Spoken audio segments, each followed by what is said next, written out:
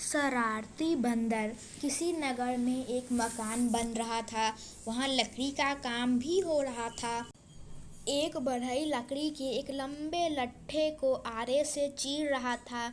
उसे उस लट्ठे के 2 टुकड़े करने थे। उसी काम में दोपहर हो गई। वह मगर लट्ठा पूरा न चीर सका। इतने में ही दोपहर के खाने का समय भी हो गया।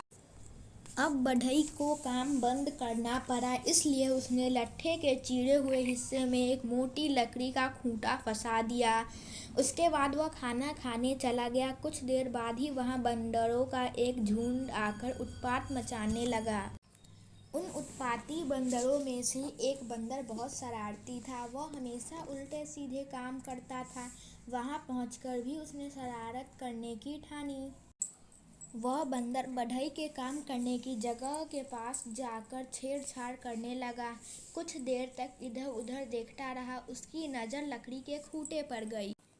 वह लकड़ी के खूंटे के पास गया और उसे हाथ से पकड़कर हिलाने लगा, मगर लकड़ी का खूंटा टस से मस भी न हुआ।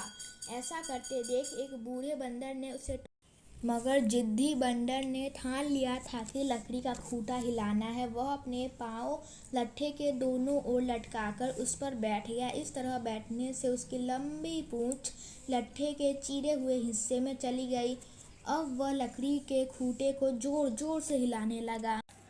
बार बार हिलने से लकड़ी का खूंटा थोड़ा थोड़ा बाहर निकलने लगा। तो लकड़ी का खूंटा थोड़ा सा अंदर रह गया तो बंदर ने उसे जोर लगाकर खींच लिया। जैसे ही लकड़ी का खूंटा बाहर निकला, वैसे ही लट्ठे के दोनों चीरे हुए हिस्से एक दूसरे से चिपक गए। दर्द के मारे बंदर जोर जोर से चिल्लाने लगा। उसे बढ़ई का डर भी सता रहा था। खींचने से उसकी पूंछ कट गई। वह तेजी से भागकर पेड़ पर चढ़ गया और अपनी कटी पूंछ देखकर रोने लगा।